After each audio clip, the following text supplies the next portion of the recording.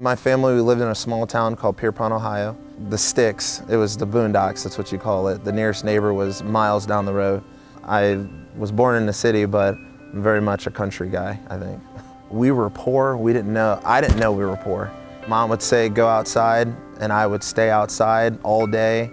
I was by myself, I'd go out and climb the trees, I would sing the top of my lungs. That's what I did, I loved it there. Mimi Parrish and Clarence Parrish were awesome, loving parents. I'm telling you, there were no better parents to a 6-year-old child than Mimi and Clarence Parrish. Those were the best days of my life, were those years living out on that farm. I came home, I think it was from school, just in the afternoon. Got off the bus and there was a lady sitting there, and I remember the car was like a brownish looking car, and there was a really pleasant lady in our house, and she said, Derek, you know, I'm your social worker and you're coming with me. I actually didn't know that the family that was raising me from birth till I was about 7 was actually my foster family, and it was pretty much dragging and kicking. Put me in the car and took me to an orphanage in Cleveland called the Messenbaum Center, and it's actually still there today. Within 24 hours, I went from a country life to inner city orphanage with kids from the environment that I would have grew up in if I would have stayed in Cleveland. It was a pretty violent encounter, emotionally, physically. When you take a child that says y'all and speaks country, and you put them into an environment with kids from the street that speak like they're from the street, and the fact of my color being African American, I was definitely a target for beatings. I felt like I was on an island. I felt that I didn't have any parents.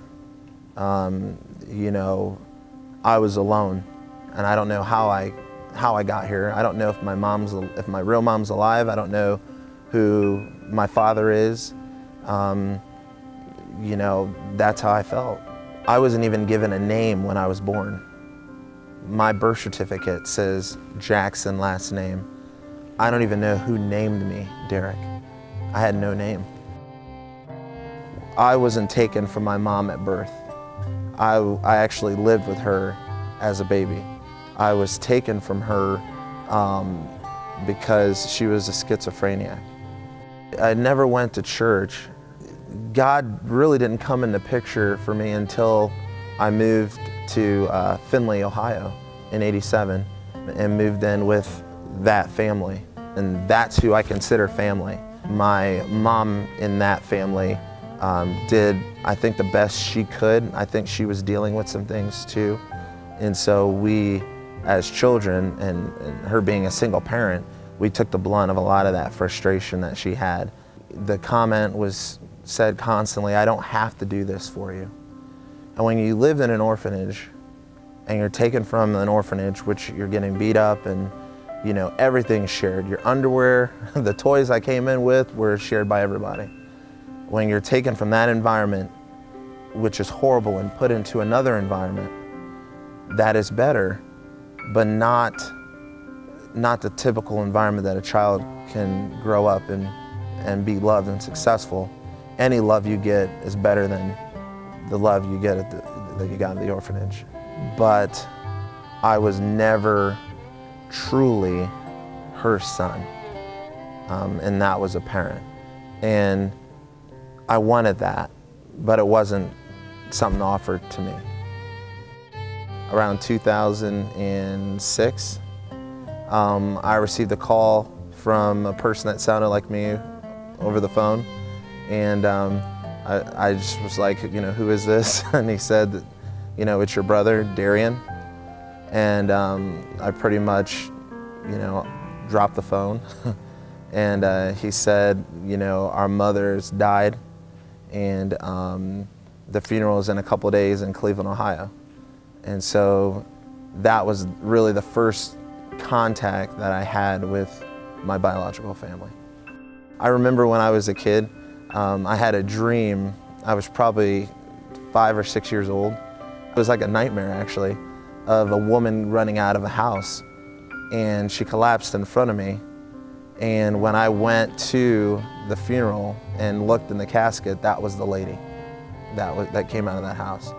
Things were rough. I felt abandoned and lost and for a long time, but things changed for me as a man and in my spiritual walk when I realized that God was always there the whole time, through the good times and the bad times of being a child growing up. He was always there. I always had a father who would have protected me in the environment that I lived in. There was nobody there except for God. He had a hand in everything. The orphanage and growing up in that environment, God brought me through that. And my life started to change as a young adult when I realized that it doesn't matter who my earthly father is. I don't know who that earthly father is, but I do know who my heavenly Father is. And that's when I realized that I am a child of God, and He's never abandoned me. He's always provided me with food and clothing. He's always protected me.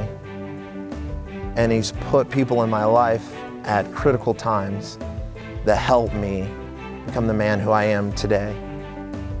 There's such an obligation, and I'm not perfect, and God doesn't ask that of me.